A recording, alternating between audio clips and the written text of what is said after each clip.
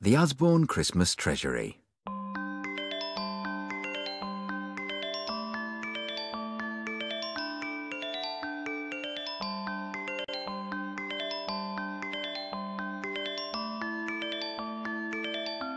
The Christmas Story. Mary lived with her husband Joseph very long ago in the town of Nazareth. Joseph was a carpenter. Mary was expecting a baby. An angel had told her she would have a son. Mary and Joseph had to go to Bethlehem to register to pay their taxes. They loaded up their donkey with food and water, warm clothes and things for the baby. Then they set out on the long journey, which took many weeks. The roads were rough and stony. Joseph had to walk all the way so that Mary could ride on the donkey.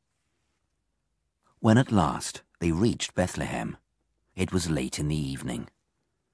The town was noisy and crowded with people who'd come to pay their taxes. Mary and Joseph walked through the streets, trying to find somewhere to stay for the night, but there were no empty rooms.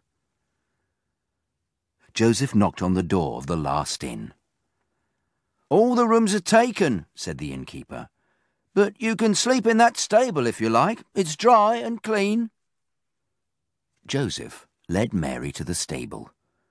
He made a bed of soft hay for her on the floor, covering it with his cloak. Mary was very tired.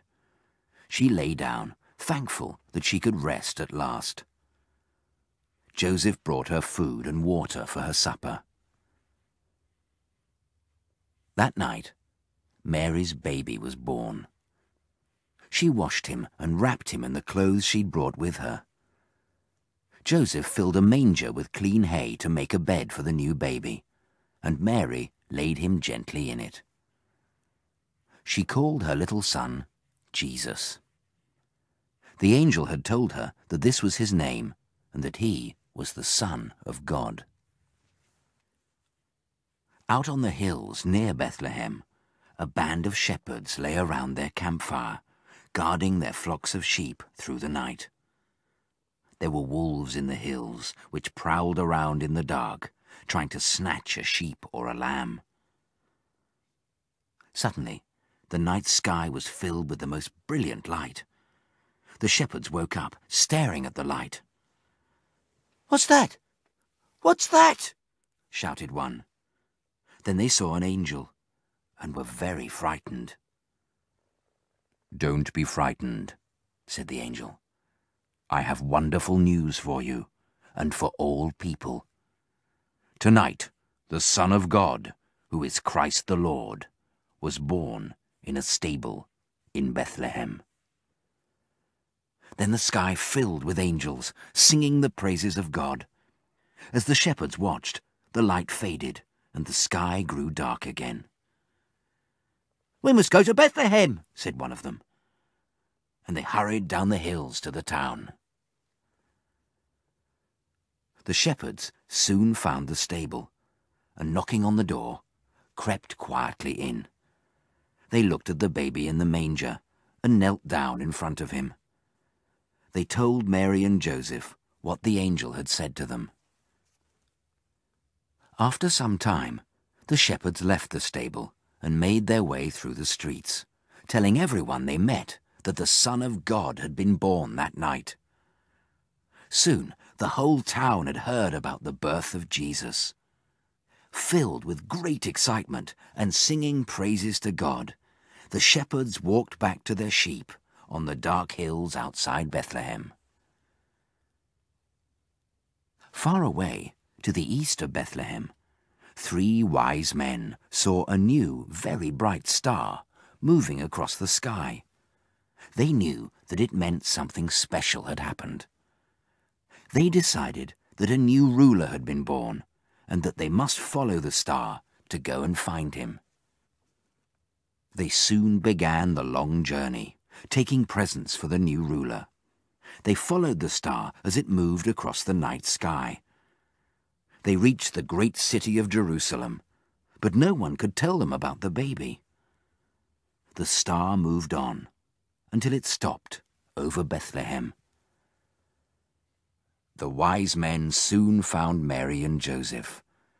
When they saw baby Jesus, they knelt down and gave Mary the presents of gold, frankincense and myrrh they'd brought with them.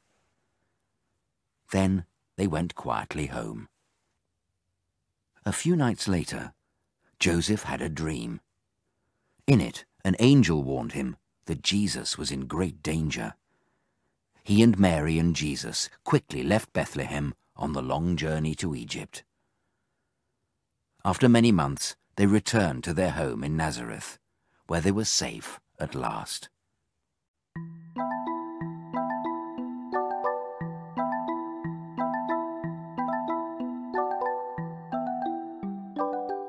The story of Saint Nicholas. Saint Nicholas lived hundreds of years ago in the city of Myra, which is in Turkey. He was a bishop and was known to be a very wise, kind old man. One morning, when he was walking through the streets of the city, he saw 3 pretty girls sitting in the doorway of a house, looking very miserable. The youngest was crying. Saint Nicholas stopped and talked to them. "What is the matter?" he asked kindly. "We're in terrible trouble," said one. "We're sisters, and we were all engaged to be married, but because we have no money for our dowries, our fiancés' families have cancelled the weddings. We have nowhere to go, and we'll have to beg in the streets." The other 2 sisters began to cry too. "Oh dear, I wish I could help you," murmured Saint Nicholas, and went on his way, thinking hard. He had no money, but he knew plenty of rich merchants who did. Quietly, he visited them and told them the sad story of the 3 sisters. When he went home that afternoon, his pockets were heavy with gold. In the evening, after dark, he went out and silently dropped 3 bags of gold through the window of the house where the sisters lived. In the morning, when they found the gold, they were overjoyed. Now they could get married. Everyone in the city heard about the 3 bags of gold and was delighted. No one knew where such riches came from, but some nodded knowingly to each other. From then on, when anyone had a gift that seemed to come from nowhere, they said it must come from good, kind Saint Nicholas. Although he lived so long ago, we still remember Saint Nicholas, or Saint Niklaus. Now we call him Santa Claus when he brings us presents at Christmas.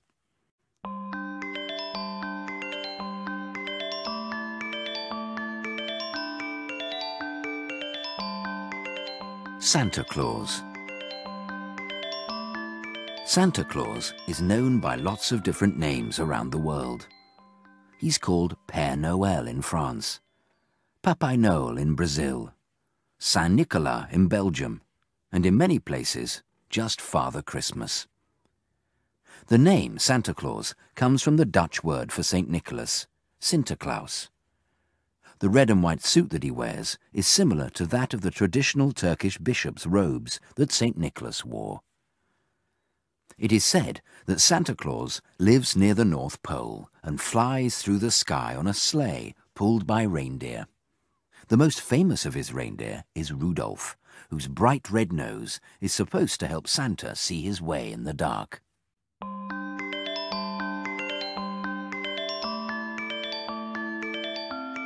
A visit from St. Nicholas. 'Twas the night before Christmas, when all through the house not a creature was stirring, not even a mouse. The stockings were hung by the chimney with care, in hopes that St. Nicholas soon would be there. The children were nestled all snug in their beds, while visions of sugar plums danced in their heads. And Mamma in her kerchief, and I in my cap, had just settled down for a long winter's nap, when out on the lawn there arose such a clatter I sprang from the bed to see what was the matter. Away to the window I flew like a flash, tore open the shutters, and threw up the sash. The moon on the breast of the new-fallen snow gave the lustre of midday to objects below. When what to my wondering eye should appear but a miniature sleigh and 8 tiny reindeer, with a little old driver, so lively and quick, I knew in a moment it must be Saint Nick. More rapid than eagles his coursers they came, and he whistled and shouted and called them by name. Now Dasher, now Dancer, now Prancer and Vixen, on Comet, on Cupid, on Dunder and Blitzen, to the top of the porch, to the top of the wall, now dash away, dash away, dash away all! As dry leaves that before the wild hurricane fly, when they meet with an obstacle, mount to the sky, so up to the housetop the coursers they flew, with the sleigh full of toys, and St. Nicholas too. And then, in a twinkling, I heard on the roof the prancing and pawing of each little hoof. As I drew in my hand and was turning around, down the chimney St. Nicholas came with a bound. He was dressed all in fur, from his head to his foot, and his clothes were all tarnished with ashes and soot. A bundle of toys he'd flung on his back, and he looked like a peddler just opening his pack. His eyes, how they twinkled! His dimples, how merry! His cheeks were like roses, his nose like a cherry. His droll little mouth was drawn up like a bow, and the beard of his chin was as white as the snow. The stump of a pipe he held tight in his teeth, and the smoke it encircled his head like a wreath. He had a broad face and a little round belly that shook when he laughed like a bowl full of jelly. He was chubby and plump, a right jolly old elf, and I laughed when I saw him, in spite of myself. A wink of his eye and a twist of his head soon gave me to know I had nothing to dread. He spoke not a word, but went straight to his work and filled all the stockings, then turned with a jerk and laying his finger aside of his nose and giving a nod, up the chimney he rose. He sprang to his sleigh, to his team gave a whistle, and away they all flew like the down of a thistle. But I heard him exclaim, ere he drove out of sight, "Merry Christmas to all, and to all a good night!"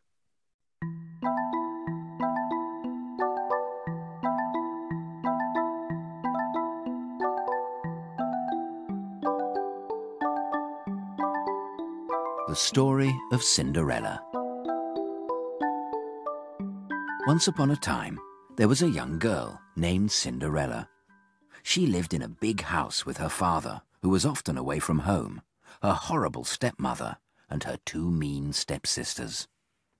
They hated her because she was pretty, and because she was always kind and good-tempered. The horrible stepmother and mean stepsisters made Cinderella do all the work in the house. She cleaned and cooked from morning until bedtime. They made her sit in the kitchen, gave her only scraps of food and old clothes to wear. Her bedroom was in the cold, creepy attic. Cinderella was very unhappy, but she had no one she could talk to about it. One day, Cinderella and the 2 stepsisters received invitations to the Christmas ball at the palace. The stepsisters screamed with excitement. "We must look our very best for the prince," shrieked one. "We'll need very expensive, lovely new dresses and new shoes and new bags and gloves," shouted the other. "Let's start at once." When the great day came, the 2 stepsisters spent hours and hours getting dressed and doing their hair. "Don't I look gorgeous?" screamed one. "I know, I look perfectly lovely," shrieked the other. At last, when they were ready to leave, Cinderella asked quietly, "Please, may I come?" "No, of course you can't. Stay in the kitchen where you belong," shouted both the stepsisters. Off they went, slamming the door behind them. Cinderella sat in the kitchen and cried. Suddenly, she heard a voice. "I am your fairy godmother. What's the matter, my dear?" She looked up and saw somebody standing in front of her. I was invited to the ball, and I did so want to go," said Cinderella. "Dry your tears, do as I say, and you shall go," said her fairy godmother, smiling. "Now, she said. "Bring me a big pumpkin from the garden, 6 white mice, the cage with a brown rat in it from the shed, and 6 green lizards from behind the water tub." Cinderella couldn't think why her fairy godmother wanted all these things, but she ran as fast as she could to collect them. "Take them outside, please," said her fairy godmother. The fairy godmother tapped each one in turn with her magic wand. Cinderella gasped as, in a twinkling, the big pumpkin turned into a grand coach. Another tap and a twinkle, and the 6 white mice turned into 6 white horses. Then the rat turned into a fine coachman, and the 6 lizards into 6 smart footmen. The fairy godmother tapped Cinderella's old clothes and her shoes with her wand. In another twinkling, they'd turned into a lovely dress and shining glass slippers. "Go to the ball, my dear," said the fairy godmother, "but remember, you must leave before the clock strikes midnight." "Oh, thank you," cried Cinderella. Cinderella drove to the ball in her grand coach, and the prince came out to meet her. Everyone thought she was a princess, and even her stepsisters didn't recognize her. There was a wonderful supper and music all evening. The prince danced every dance with Cinderella. The stepsisters were angry and grew more and more furious with every second that passed. Cinderella was so happy she forgot all about the time. Suddenly she heard the clock strike midnight. "I must go!" she cried, and ran out of the ballroom and down the stairs, losing one of her slippers on the way. As she ran out of the palace, her dress turned to rags and the coach into a pumpkin. She ran on and was sitting in the kitchen when her stepsisters came home.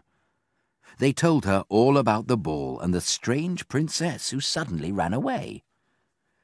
The next morning, the prince was very sad. He wanted to see the girl he danced with again, but he didn't even know her name. All he had was her slipper. "I will search until I find her," he said. "Every girl must try on the slipper, the one whose foot it fits. She'll be my bride." For days he went from house to house. Many girls tried on the slipper, but it was always too small for them. At last he came to Cinderella's house. The stepsisters tried to put it on. They pushed and pulled, heaved and tugged, but the slipper was too small. Cinderella watched them. "May I try?" she asked. "No, you can't!" screamed the stepsisters. "Let her try," said the prince, smiling. Of course, the slipper was a perfect fit. At that moment, the fairy godmother appeared, and Cinderella's rags turned into a lovely dress. "I've found you at last. Will you marry me?" cried the prince. "Oh, yes, please," said Cinderella, very happily. "Oh, no!" the stepsisters screamed. Soon the prince and Cinderella were married. They lived in the palace and were always happy.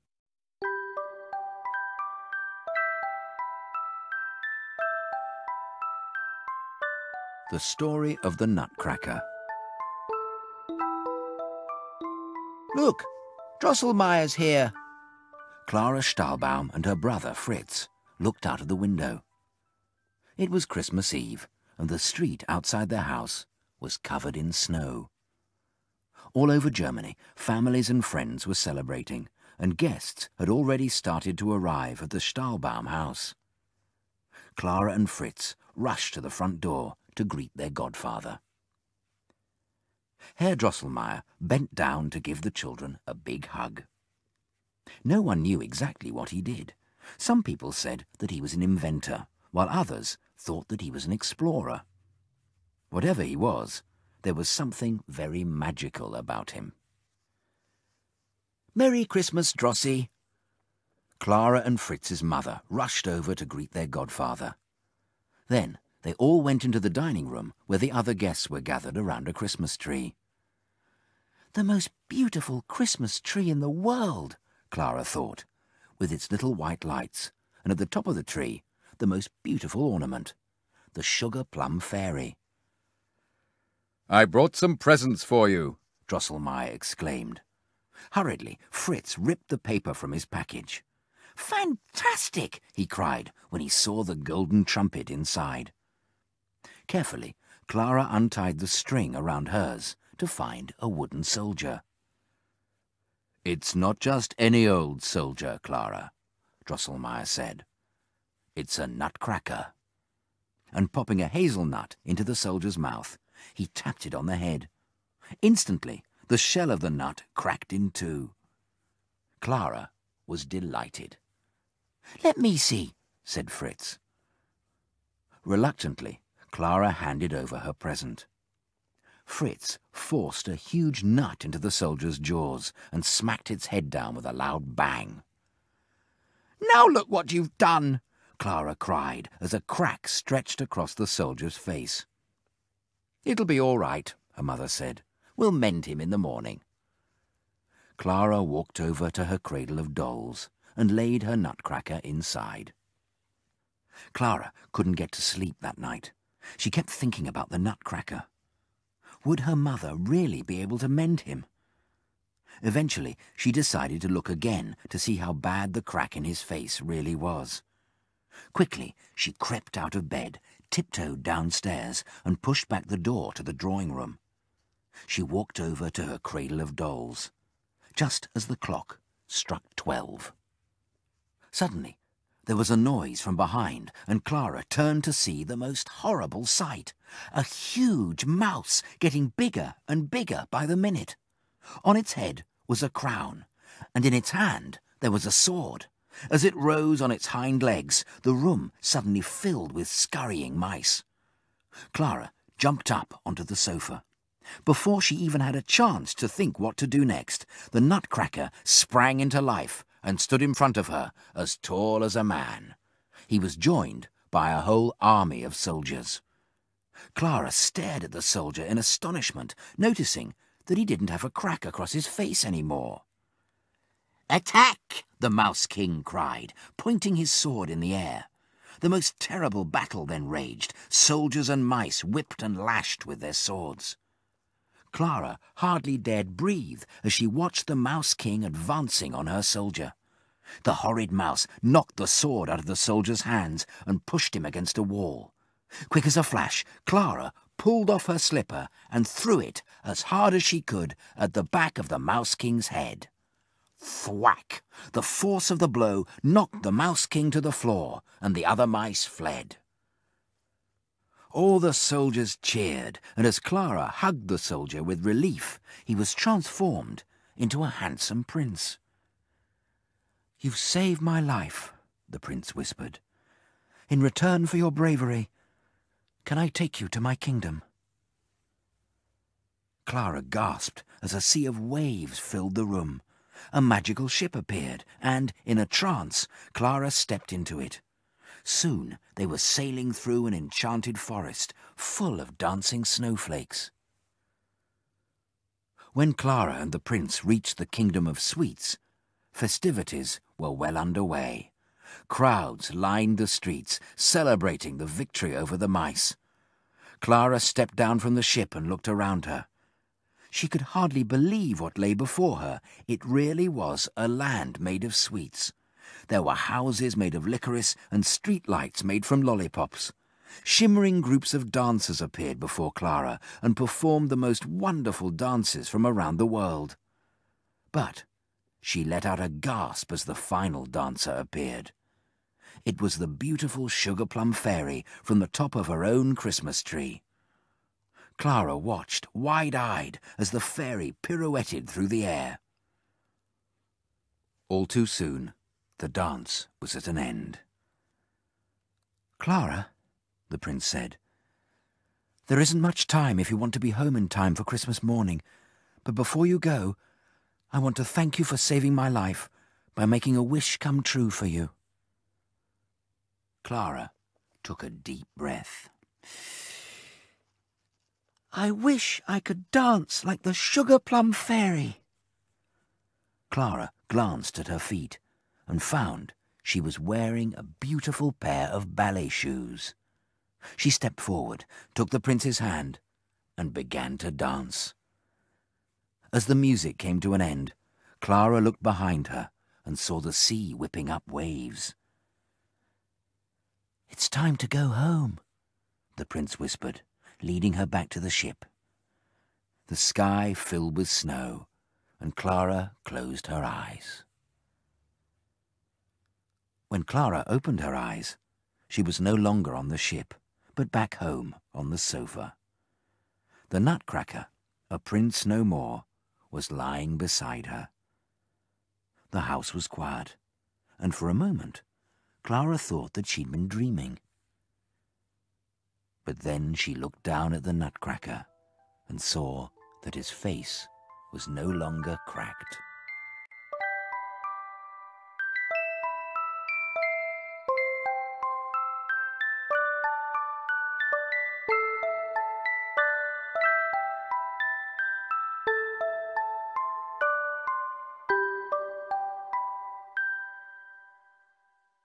The Little Fir Tree.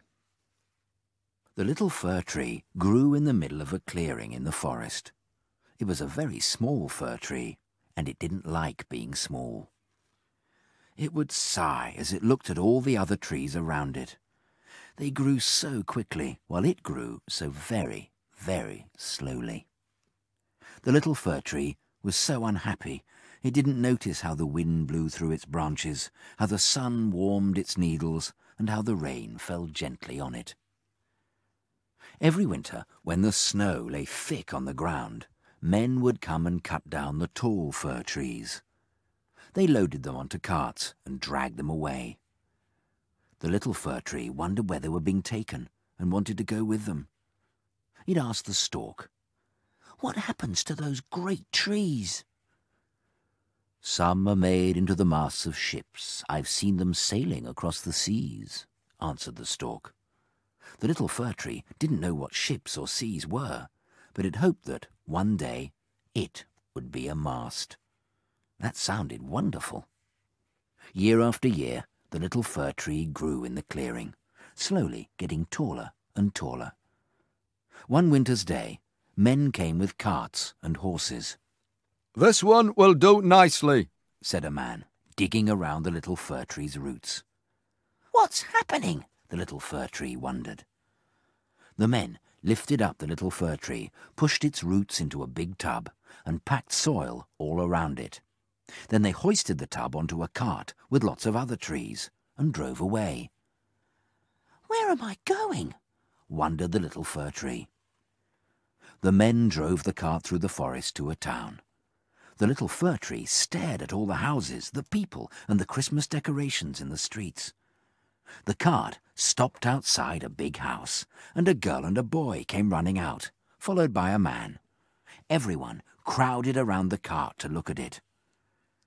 The little fir tree shook its branches. It felt so tall and proud standing in its tub.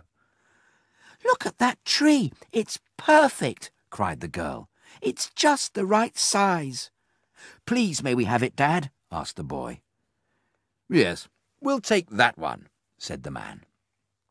He gave the cart driver some money, and the little fir tree was carried into the house and put in the corner of a big room. Later that day, the children's mother came into the room with their granny and auntie. They put little lights all over the little fir tree. Then they hung shining glass balls, tinsel and pretty angels all over its branches. Auntie climbed up a step-ladder and put a silver star at the very top of the tree. Then they all piled presents underneath the little fir tree and stood back and gazed at it. "It looks lovely. Just wait until the children see it," said Mother. "Now we're all ready for Christmas," said Granny. They switched on the lights and went out, leaving the little fir tree alone again. Suddenly, the door opened and lots of children rushed into the room, chattering and laughing with excitement. "Look at the tree! Look at the tree!" they shouted, dancing around it. The room was full of noise and laughter, and the little fir tree stood with all its lights glowing. It felt so proud and happy. It knew that it looked beautiful. At last, the children went out of the room, The little fir tree could hear them in the dining room of the grown-ups, eating and drinking, talking and laughing. In the evening, an old man put a chair by the little fir tree and sat down. All the children came in and sat on the floor around him. When it was quiet, the old man began to tell the children stories. The little fir tree listened. He had never heard such wonderful stories. Then it was time for bed. Just before one little girl scampered out of the door, she turned and looked at the tree again. "It's the most wonderful Christmas tree ever," she said, and then she quietly closed the door. The little fir tree stood alone in the corner. Its lights had been switched off, but all the decorations and the silver star on the topmost branch gleamed in the light of the street lamp outside the window. The little fir tree sighed. "I'm a Christmas tree. That's much better than being a mast. I wish all the trees in the forest could see me now," it thought. "This is the happiest day of my life."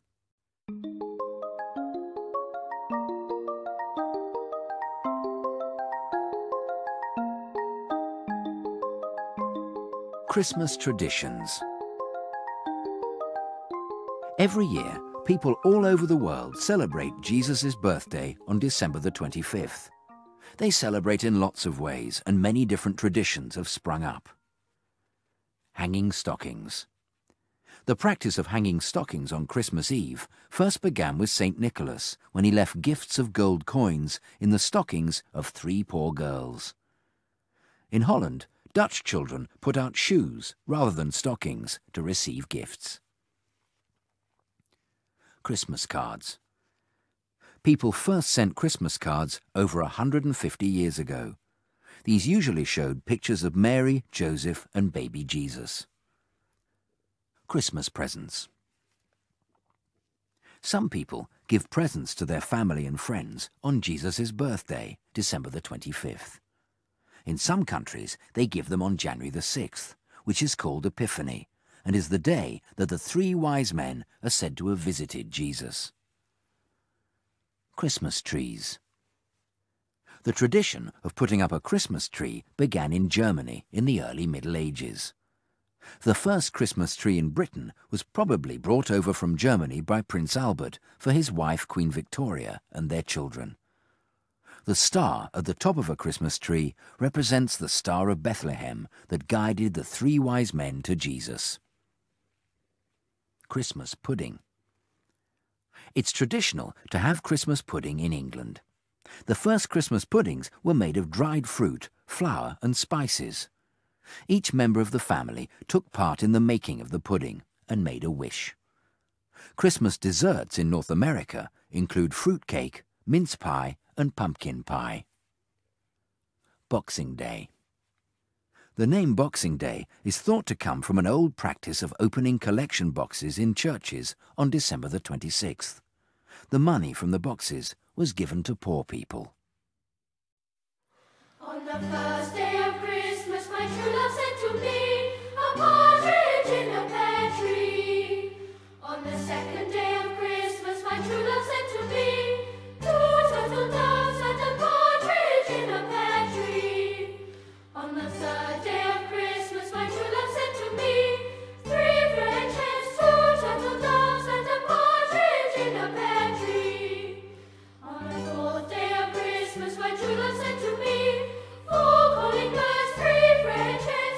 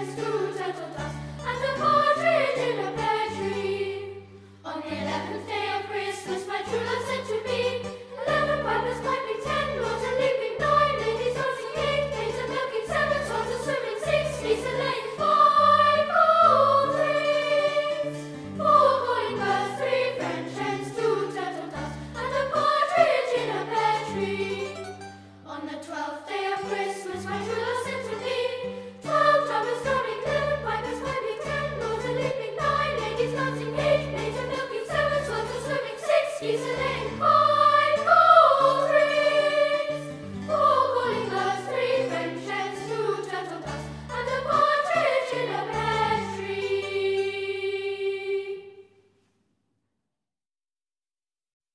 Oh, little town of Bethlehem, how still we see thee lie, above thy deep and dreamless sleep.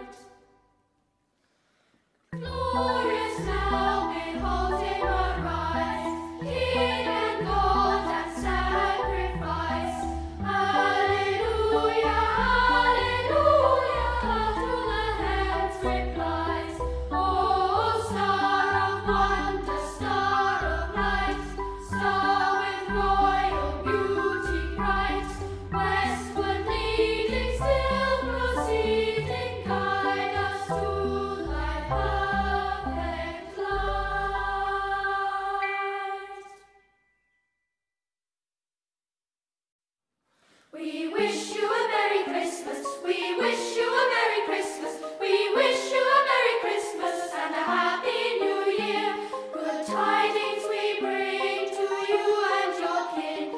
We wish you a Merry Christmas and a Happy New Year. We all want some figgy pudding. We all want some figgy pudding. We all want some figgy pudding. So bring some right here. Good tidings we bring to you and your kin. We wish you a Merry Christmas and a Happy New Year. We won't go until we get some. We won't go until we get some. We won't go until we get some. So bring some right here. Good tidings we bring to you and your kin. We wish you a Merry Christmas and a Happy New Year.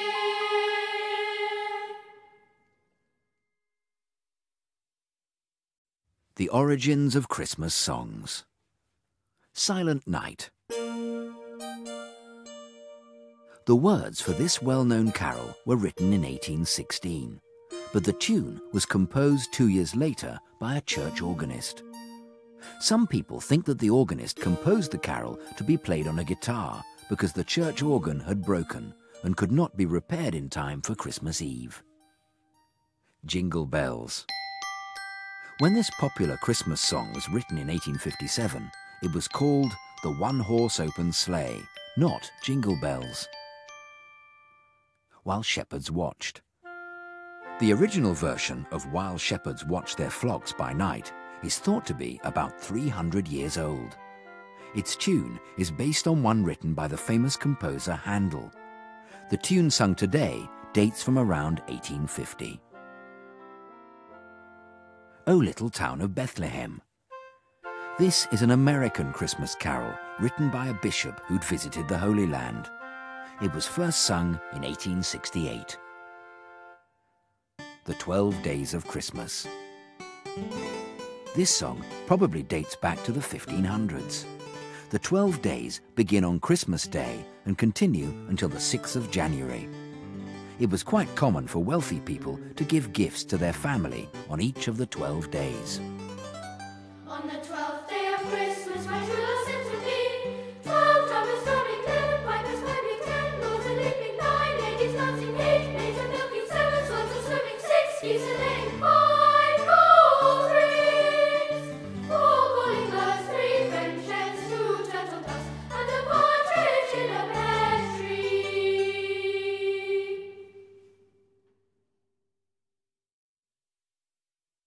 This is an Usborne audio. The stories were read by Jonathan Kidd. The carols were sung by the senior choir of Twyford School, Winchester. The musical director of the choir was Jonathan Brown. Music accompaniments by Neil Sissons. Carol arrangements by Eileen O'Brien. Sound production by Peter Watts. Produced by Eben Wilson. A Main Image production.